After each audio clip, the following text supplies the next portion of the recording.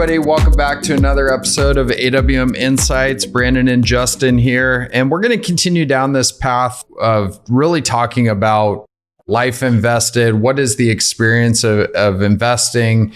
Maybe even talk a little bit through the emotional aspects of it, the behavioral aspects of it, but wealth in a greater sense, right? And I think we're going to make a lot of relations back to health. I think everybody on this call or everybody that's listening to this, you're probably self-selecting in as a pretty high achiever. So, you care about your health, you care about your wealth, but we just thought we'd go down a path a little bit to talk about, that there aren't one size fits all solutions. Things have to be individualized. But when we're thinking through wealth, what are we really starting to think through? And so, maybe Justin, let's start there. Let's start with some frameworks here and maybe make some relations. It's no longer a 1.0 investing world, right? Where our service to our clients is purely, hey, what kind of portfolio we're going to put you in? That is very important, but it's so much more than that, right? Yeah, you can almost define investing 1.0 as traditional active management. Hey, I'm selling you outperformance, which I think at this point, hopefully every listener, and if you're new, go back and listen to some old ones. But we just believe that's a really, really, really foolish proposition, kind of a waste of everyone's time, waste of an end investor's time if that's what they're solely paying for. 2.0, you could almost say is traditional passive investing, which is a better solution, but in our opinion, still not fully complete. You can go then to investing 3.0, which if anyone is a Peter Attia fan, you could apply some analogies or comparison to medicine 3.0, I believe is how he defines it. We're taking a much more holistic approach to give a more fulfilled life overall. Investments are an incredible foundational aspect of that.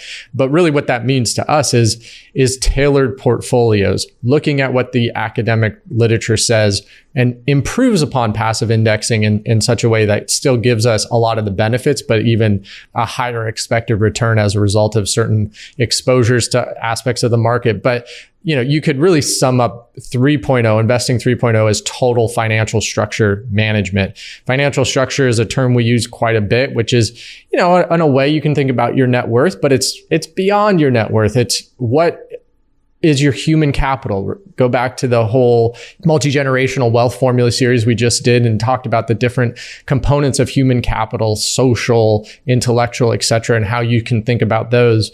But really at the end of the day, what we're doing all this for is to give people a more fulfilled life, and focusing everything we can in that endeavor is really what investing 3.0 is geared towards. And I think at the end of the day, we've talked about this. It's a coined term around here, but money is just a tool, right? And this fits into this aspect of it. Is really what we're talking about is this 3.0. It's something we've practiced for a while. We actually just sat down with a luminary in our space, I guess, is somebody that's led a lot of different families through their wealth journeys over time. And he just kept reminding us, hey guys, you got to remember what your job is here. And it is not to get so, we get myopic, but not to, solely hone in on one little aspect of the overall plan, but it is to scan out, take the bigger picture. And really our value is coming in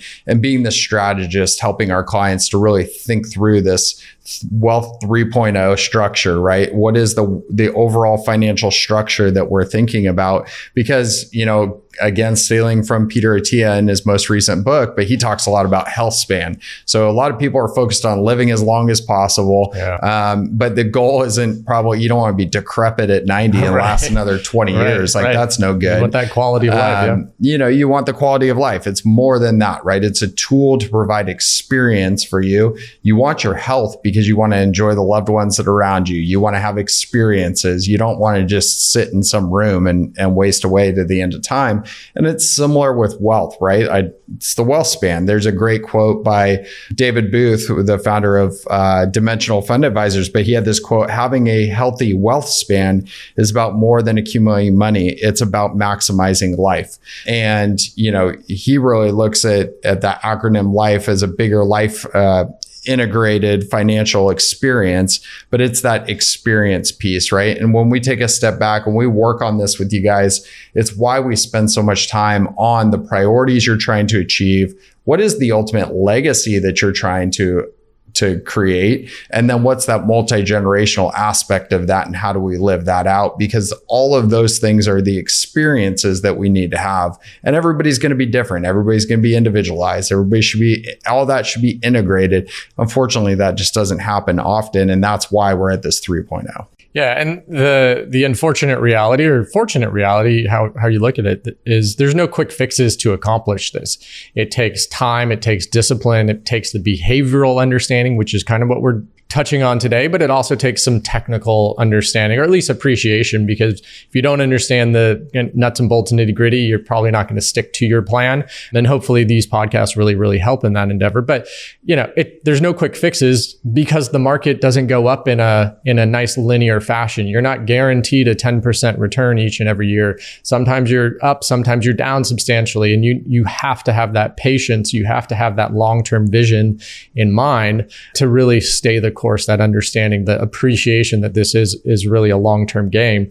And then with that patience, ideally, you're going to take advantage of the benefits and really true power of compounding. So, there's no one size fits all, which we truly believe in. We tailor portfolios to each and every individual and family's priorities, but then we also have to acknowledge that that's not just the quick fix. You have to be patient. You have to understand a lot that goes into the day-to-day, the taking care of yourself from a health span perspective. You have to understand and work at taking care of yourself from a wealth span perspective as well.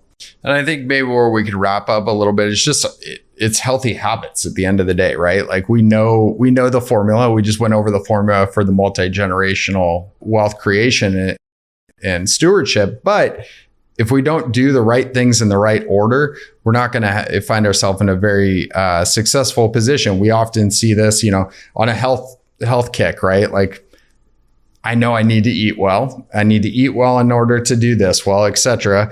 Personally, I'm surprised I haven't fallen out of this chair this morning. I threw out my back running because I've got a bone spur in my ankle that I haven't taken care of that impacts the nerve that runs up my back. And now I'm in all kinds of pain. Go take care of the bone spur, right? Really, similarly, when you're thinking through your wealth formula, I think so many people jump to the end, right? They jump to, hey, I want this multi-generational aspect to my family, so let me go throw a bunch of money in venture capital, because that's like a multi-generational asset class. But you haven't taken care of the first pieces, right? You're not saving 40% of your gross income. You're not, doing the little things that really matter. You're not protecting your essential priorities, etc. And I think when you start to do that, right, it's the breakdown of the whole system. And we know that for a really healthy wealth span, just like a healthy health span, we need to be practicing really healthy habits. And so it's taking those little things at a time. They're not easy. If they were easy, everybody would do it, but that's why we're here to support you guys. So hopefully this is a little bit of a riff on just, how we start to look at health and wealth more progressively, and how we are trying to help you guys really build healthier habits towards ultimately getting to that legacy and that multi-generational goal that I think most everybody wants. So until next time, own your wealth, make an impact, and always be a pro.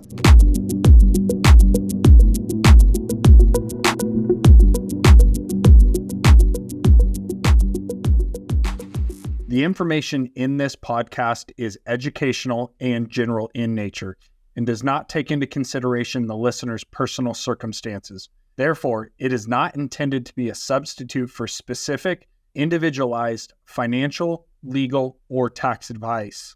To determine which strategies or investments may be suitable for you, consult the appropriate qualified professional prior to making a final decision.